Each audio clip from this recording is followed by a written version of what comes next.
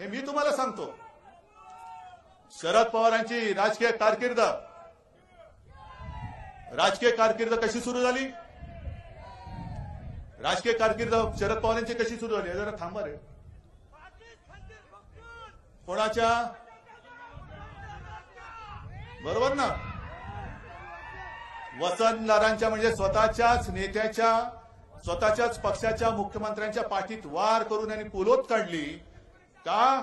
मला मुख्यमंत्री व्हायचंय, बाकी गेला खड्ड्यात, पक्ष वगैरे गेला खड्ड्यात, माझं स्वप्न पूर्ण झालं पाहिजे म्हणून बसले उडी मारून त्या मुख्यमंत्री पदावर. त्याच्यानंतर राजीव गांधींची यांनी द्रोह केला.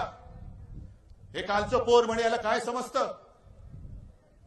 आणि मग तिकडे आपल्या संभाजीनगरमध्ये राजीव गांधी आले होते तेव्हा घालीन लोटांगणचा तो प्रयोग केला, माफ करा माफ करा माफ करा, कारण त्यांना कोण विचारत नव्हतं.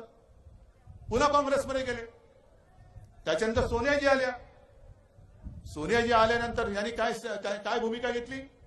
सोनिया गांधी विदेशी आहेत आणि यांचं भारतीय नागरिकत्व हे त्यांच्या स्वार्थासाठी आहे. सोनिया गांधींनी घातली लाथ. चल हट, गेट आउट. मग तुम्ही का परत युती केली?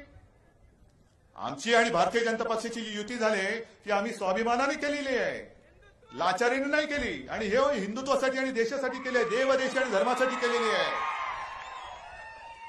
पण पवार साहेब तुम्ही त्यावेळेला बोलला होतात.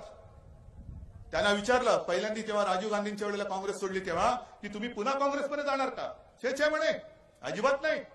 तशीच जर का वेळ आली तर तोंडाला डांबर फासून हिमालयात जाईन.